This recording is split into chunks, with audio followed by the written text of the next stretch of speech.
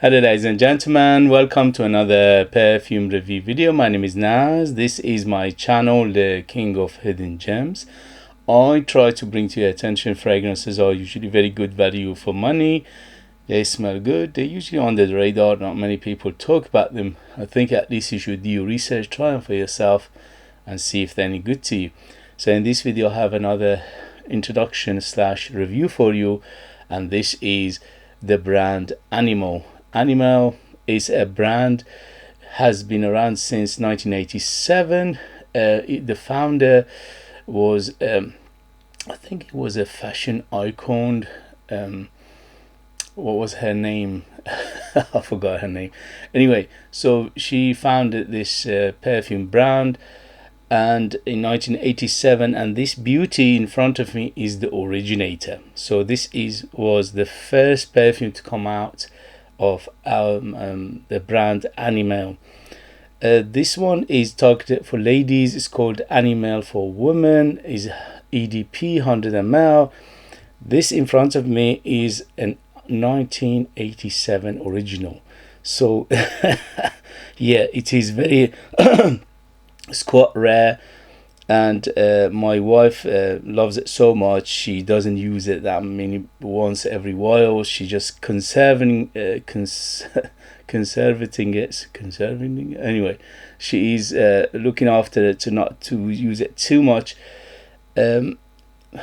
Although today's version, if you go and buy one in the market, which is around £30, £30 to £40 usually, they are quite good.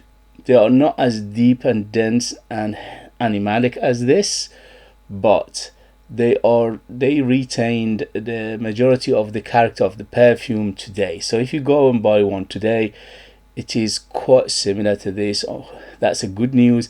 And also the other good news is they perform well. They are still quite strong. Okay, so that's a good news. This one, as I said, this is the originator, 1987. At the moment, altogether, the brand Animal, they have around 30 perfumes between ladies and men, some for men, some for ladies.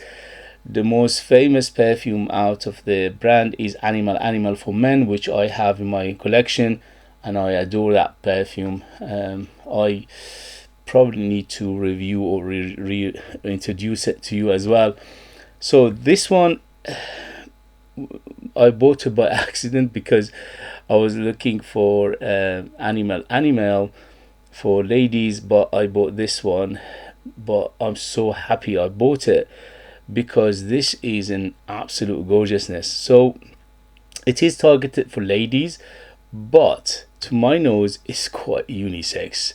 Again, in the 70s and 80s they made the perfumes so rugged that anybody can wear it. There is no gender to them. Although this is targeted or marketed for ladies, absolutely unisex to my nose. Anybody can wear it, men and women. The only problem, the only thing is you have to remember this is super floral, especially rose.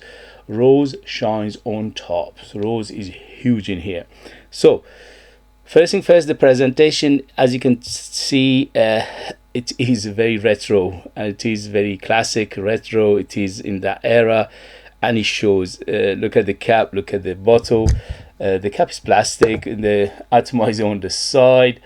Overall, I like it because it is just basically so retro and so classic. You cannot mistake it for today's bottles, basically.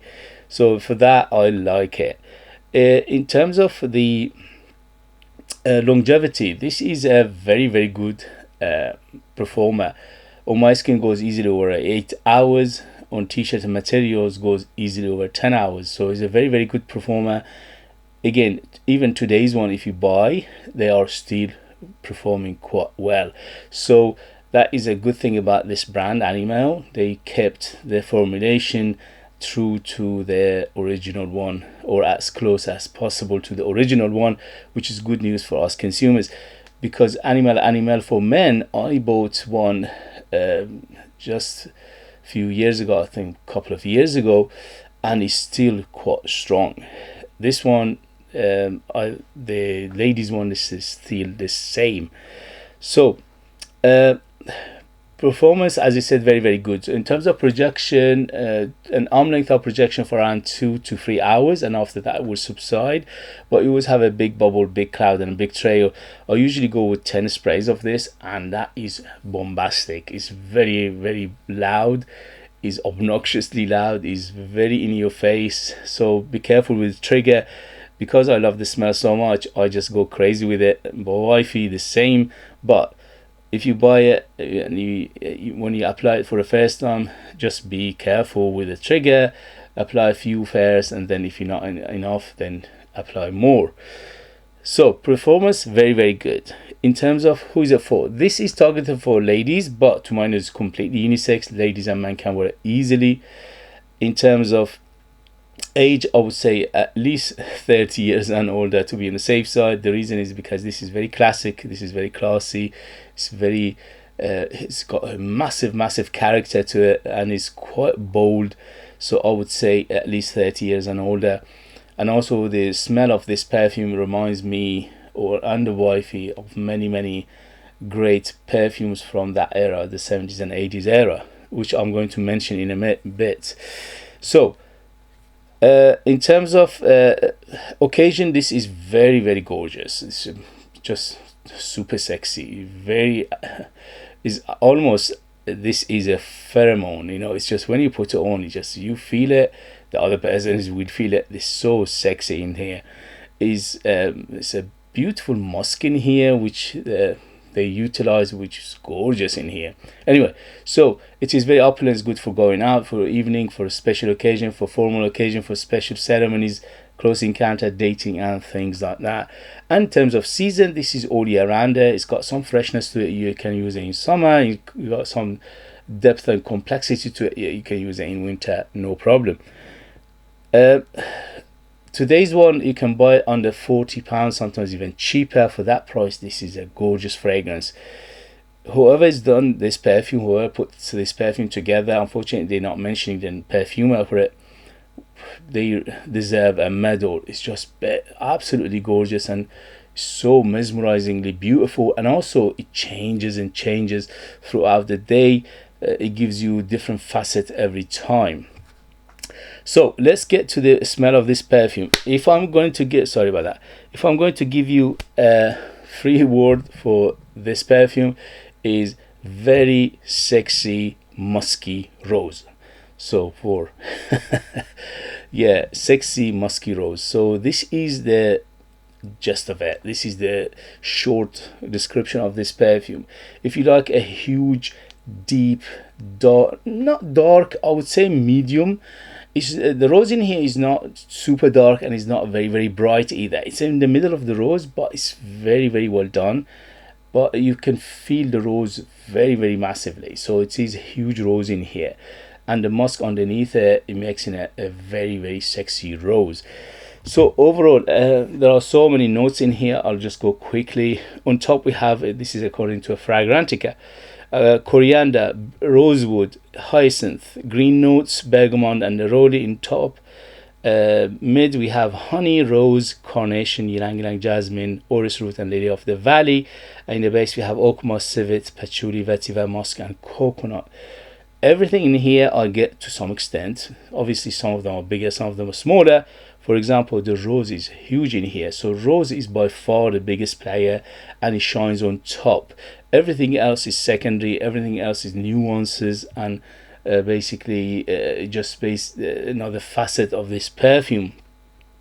When he opens up with that huge rose, and the rose in here, as I said, is very musky, is quite deep, it's quite dense, it's quite strong in your face, but in the same time it's quite delicate. It's like a artwork basically.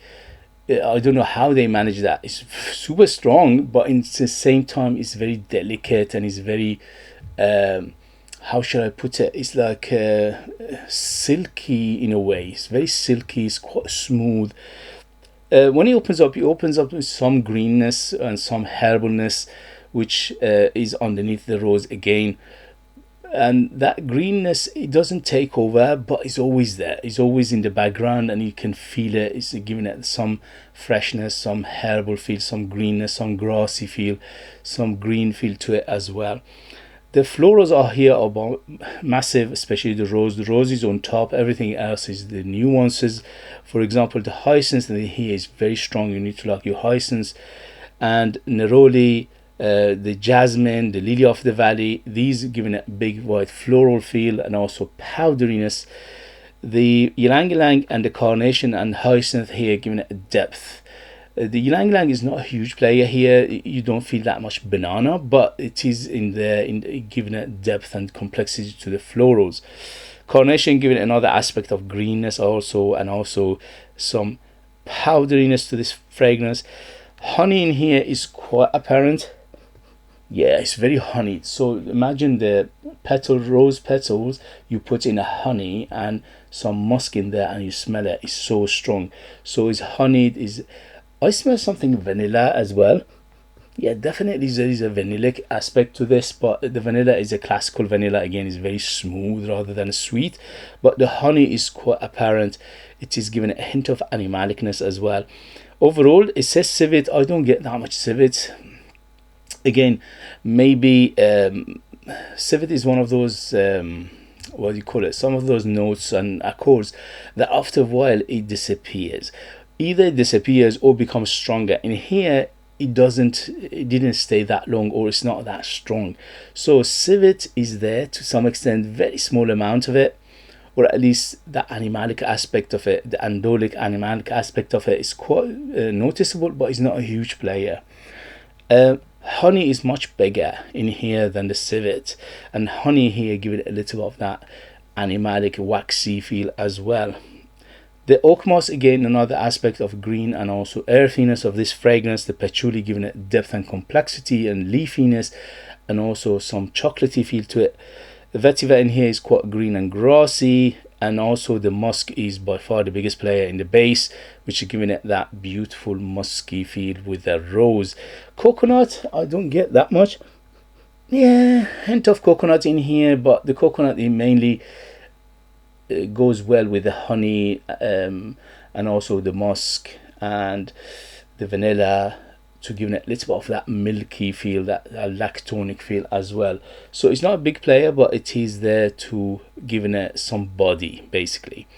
So if you like what I described, if you like your rose to be super sexy, very musky and also animalic to some extent, this is a beautiful fragrance.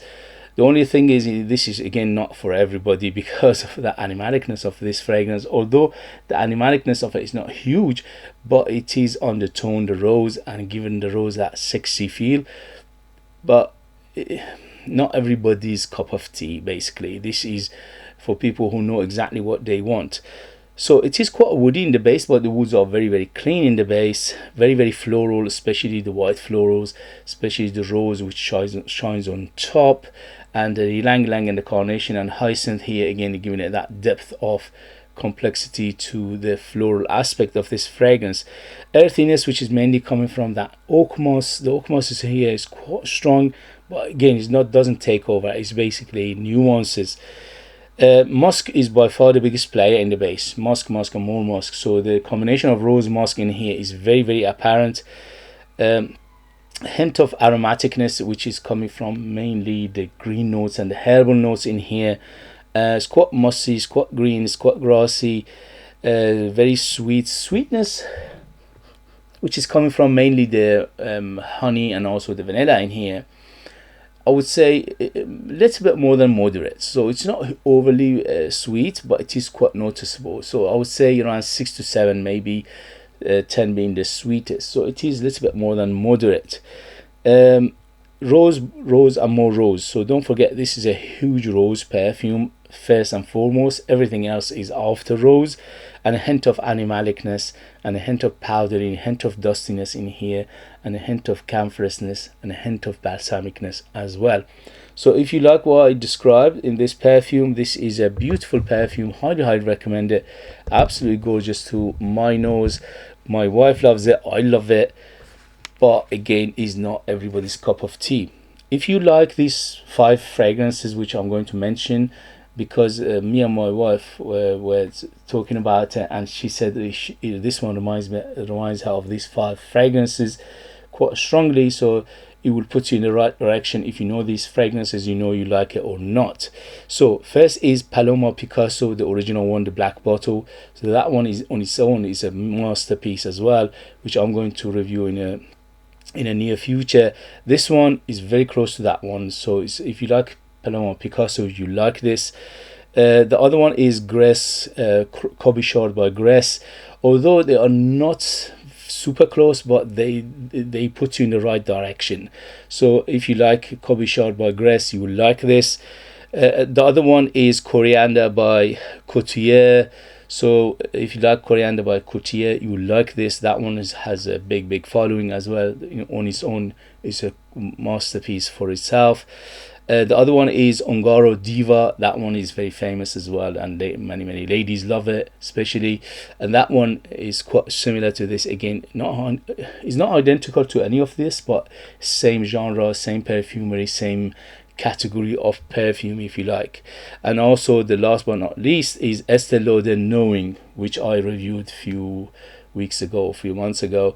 That one is very close to this as well. Again, not identical, but similar perfumery. So if you like these 5 fragrances, just to put you in the right direction, right mind, right mental picture, you will love this. If you don't like any of the ones I mentioned, most likely you won't like this, because they have some similarities between these fragrances. Overall, highly recommend it. Beautiful perfume, absolutely gorgeous, very unknown, very underrated. Nobody on earth is talking about it. I'm just the only person who reviewed this. There are some mentions here and there, and Fragrantica obviously has got some people talking about it, but in terms of fragrance community, this is not very known, and that is a shame, because such a gorgeous fragrance, and we need to support perfumes like this to keep them in the market, keep them going and not being discontinued. Okay guys, if you have it, if you know it, if you tried it, let us know your experience. That would be useful for others to read. If you like what I do, if you find it useful, informative, valuable or entertaining, please don't forget to hit those buttons. This way you help me, encourage me, motivate me to bring you perfumes like this in future that nobody else is talking about. They're amazing value for money, they smell great, and they're hidden gems, and this beauty is definitely a hidden gem. If you are interested in purchasing one of my own perfumes, I'm the perfumer, I'm the artist, I'm the worker. They are true handmade perfumes just for you lucky people in the United Kingdom. I put more than 60% pure perfume oils in my perfumes, which is unheard of, and that makes them huge characters, massive, bold, and very artistic, very unique, very long lasting. And also they are like time capsule. They take you different places, different time, and they are super gorgeous, if I say myself. Thank you very much as always for watching. Thank you very much for your love and support, and I'll see you later. Bye.